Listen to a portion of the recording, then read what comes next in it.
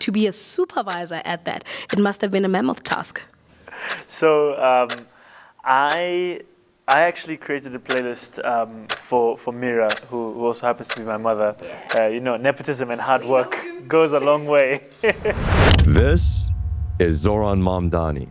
Famous throughout the United States for winning the 2025 election for New York City's mayor, Mamdani has become a symbol of the Democratic Socialists of America. Has he also become the hope of the Democrat Party itself? Through all of the hype and spin, who is the real Zohran? What are the strategic and deeper political fault lines in his sudden and momentous rise? Take off the mask of the seemingly normal, working-class hero, and underneath you'll find someone with not only zero connection to any supposed working-class movement, but also a man who grew up in comparative privilege and used that privilege to leverage himself into power. His propagandists, despite claims to the contrary, have also very little in common with the working class. Far from being the sons and daughters of America's common folk, they are the descendants of Washington bureaucrats, NGO workers, and university professors, all who have benefited from the very systems they claim to challenge. But there's one problem with this. No one can acknowledge the simple fact that Zohran's rise was not the result of an organic working class movement. It was not even his own planning that resulted in this. Rather, it was the inevitable conclusion of decades of CIA, COINTELPRO, and Red Scare propaganda. Today, we set out to discover the true origins of Zohran Mamdani and what sinister implications Zohran's election victory has for the future of the American left.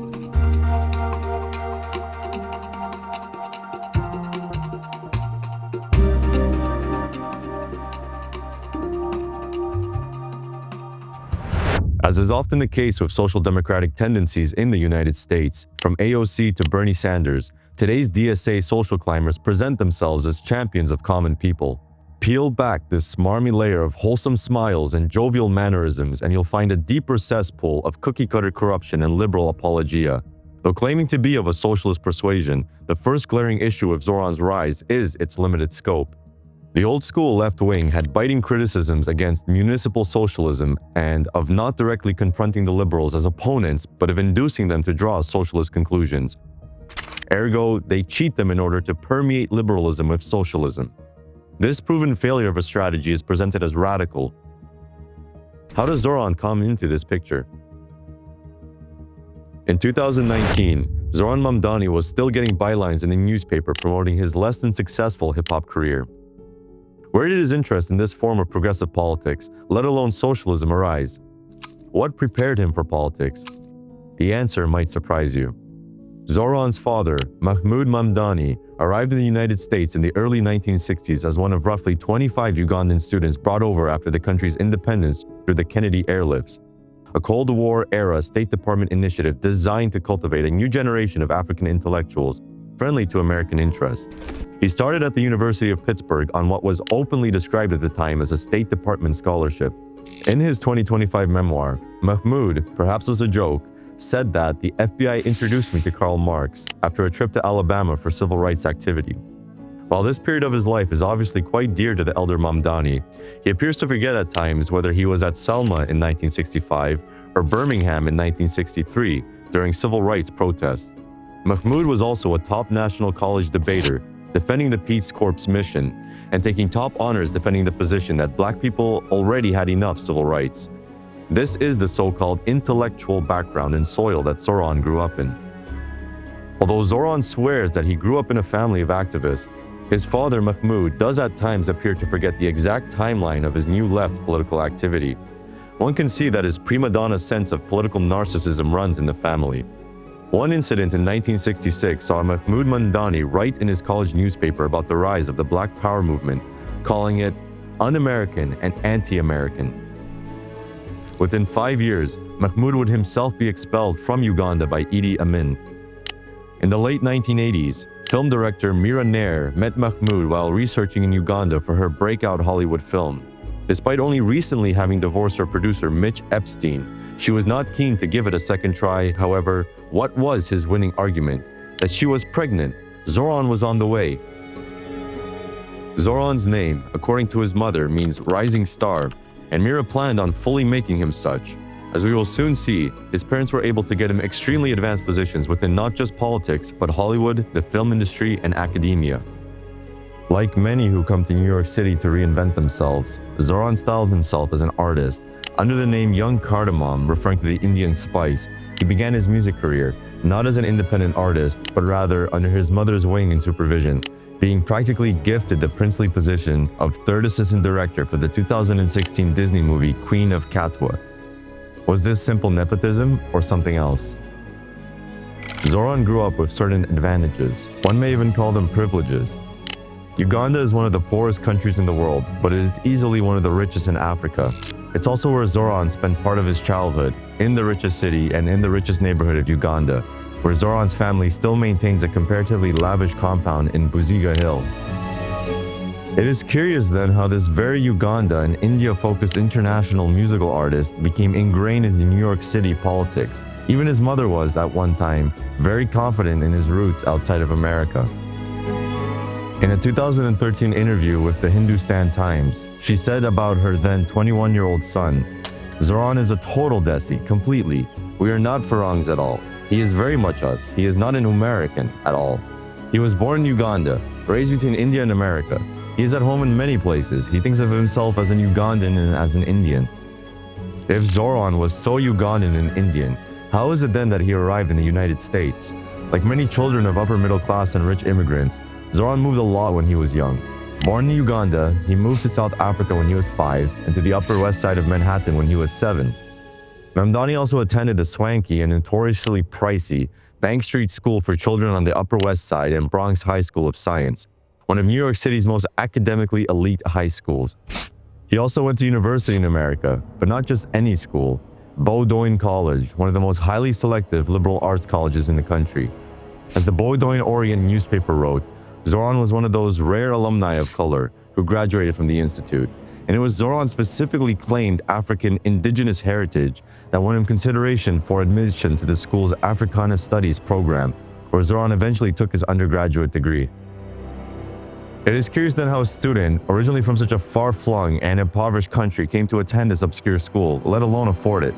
But of course, when your mother is an acclaimed international film director, with huge pictures under her name like Vanity Fair, and your father is a globe-trotting post-colonial Columbia UE lecturer with Harvard credentials and State Department connections, these things have a way of working themselves out. The transition from so-called struggling rapper to Democratic Socialist politician was smooth, since the very same elite networks that opened doors in Hollywood and academia now opened for Zohran's entry into New York politics.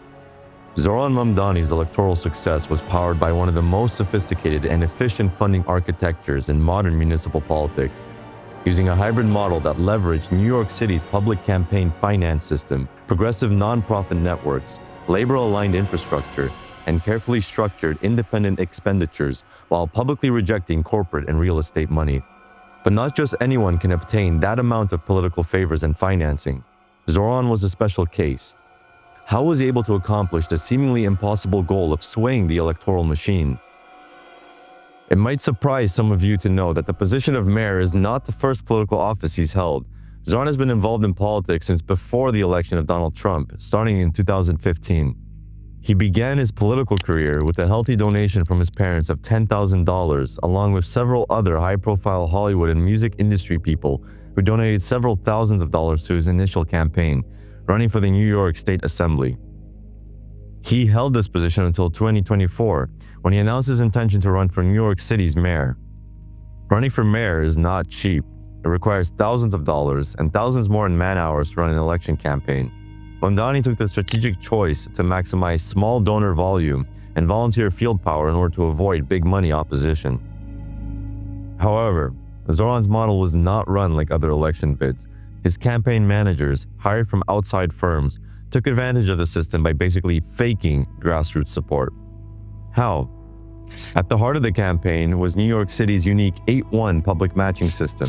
By flooding the campaign with tens of thousands of small contributions, typically ranging from 100 to 122 range, and huge volumes under 25, his operation unlocked a staggering $13.1 million in taxpayer matching funds. In essence, private donations were multiplied eightfold by public cash. Zohran and the DSA had created an illusion that Zohran was a people's champion. But in reality, they were disguising the fact that Zohran's campaign was racking in millions of government funds. The operation was quite simple. By leveraging Zohran's connections to New York's art and hipster scene, as well as his multiple connections to those in charge of NGOs and organizing groups across the state and the city, he captured the liberal bubble East Coast influencer sphere. As is now par for the course in post-COVID politics, Zohran's campaign managers, through the conquered sphere of social media, ran a massive online push to ask for donations. The secret, however, was that no matter how small the donation, the state would match it eightfold, effectively using an unwitting public to unlock millions in government money. The facts and prevailing conditions in New York City at the time also contributed to a particular confluence of factors that would be difficult to replicate elsewhere of such immediate returns. One study written recently points out the significance of party stratifications, vulnerability of incumbents, and receptivity of elites. Immigrant left candidates enjoy opportunities of opening in party systems, a weak incumbency, or elite factionalism, the benefit of establishment endorsements, organizational backing, and the benefit of being able to gain access to volunteer networks when the establishment was fractured, like against Andrew Cuomo, made Mamdani successful. On the ground level, the Democratic Socialism of America served as the primary volunteer engine and ideological enforcer. NYC DSA's membership reportedly more than doubled during the campaign cycle by supplying thousands of canvassers, field leaders, and online influencers. The DSA essentially functioned as a ready-made pop-up, organizing hub training volunteers, running phone banks, and coordinating door knocking on a highly selective and targeted local scale. What the public saw as an organic grassroots energy was nothing more than DSA's low-cost yet professionalized field apparatus at work. What exactly does this mean? To put it simply, the Democratic Socialists of America are a primarily academic, white-collar, artist-based movement. 62% of the DSA are either students, nonprofit workers, academics, tech workers, or musicians, with another 15% being unemployed. That means DSA members enjoy a higher than average amount of free time and are willing to work for any project that they deem as socially responsible. While the DSA brought with it the volunteers, the Working Families Party brought with it the institutional power. In essence and form, the WFP functioned as the political operator that bridged nonprofits, unions, and electoral machinery. Their independent expenditure arm and affiliated entities moved huge amounts of money.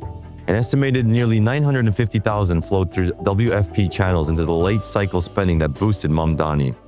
Shared treasurers across the Working Families Party's 501c4 Political Action Committee, an independent expenditure committee created an efficient network of pathways for resources. They ran over 100 canvasses and events, engaged more than 1,000 volunteers, and leveraged fusion voting to give Mamdani an extra ballot line.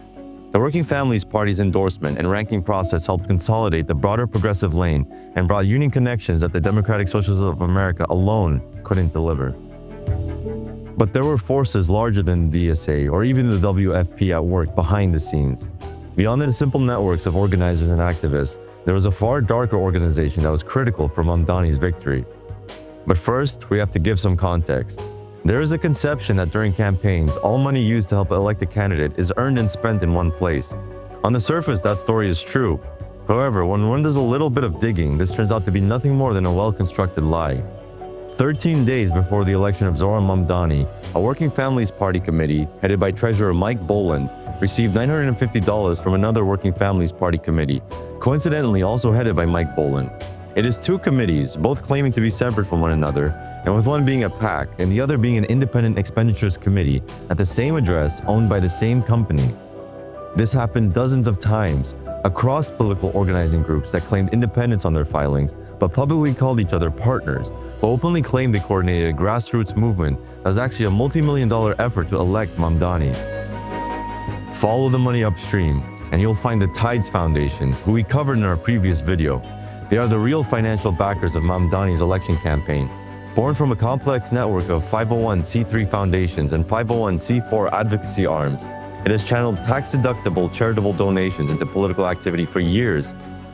It is also heavily funded by George Soros.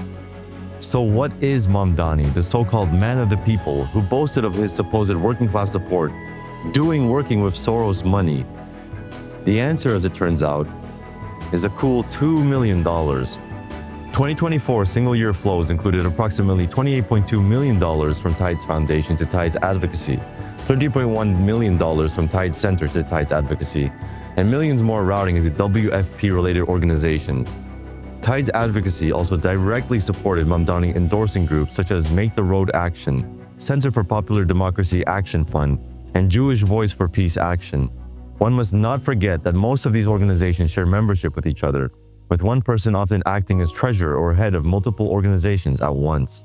Independent analyses place the annual Tides to Political circuit at a verified lower bound of $45 million, with cumulative multi-year figures likely higher. To put the final nail in the coffin, Mamdani coincidentally appointed Renissa Francois as deputy mayor for community safety. Why is this interesting? Because Renita Francois was the chief programs officer for Tides Advocacy Incorporated.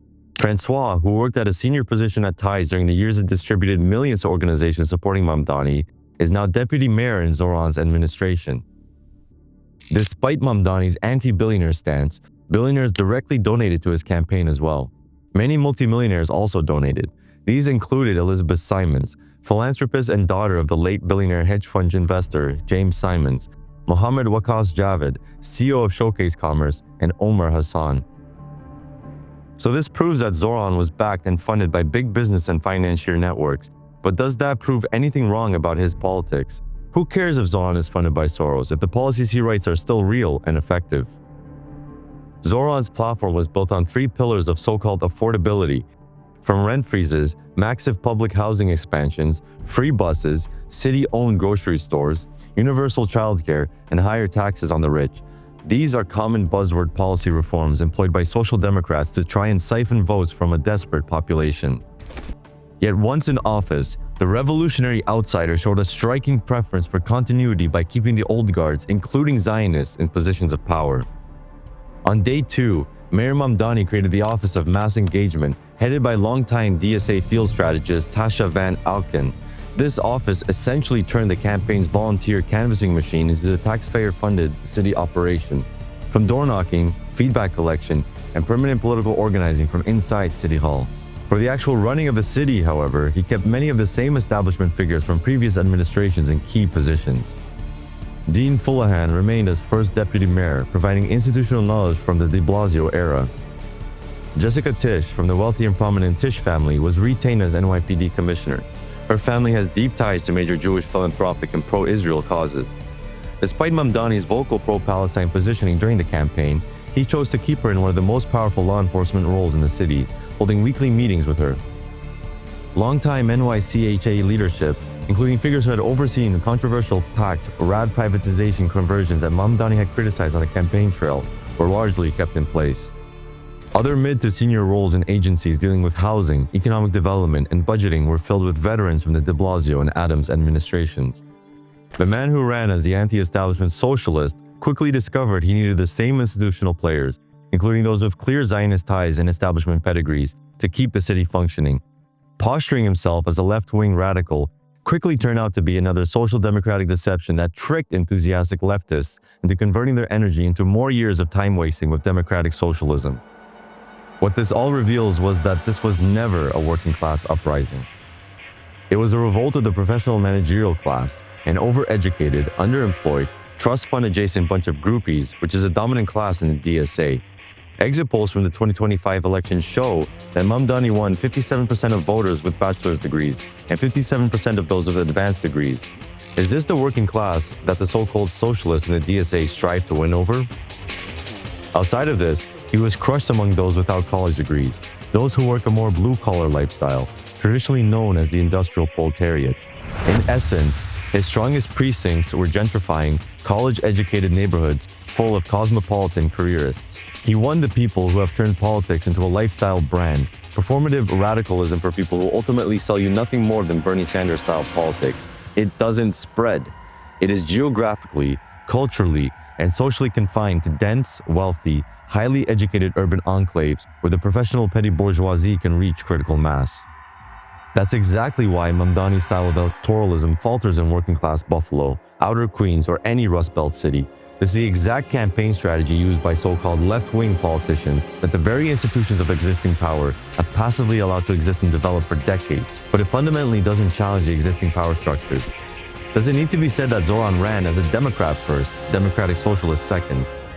Zohran is just the latest example of this tendency, a Nepo baby raised in elite international circles, educated at fancy liberal arts colleges, who learned to speak a language that pretends to be working class, but in reality appeals to no one other than those outside of it. Zohran Mamdani is nothing but a fraud.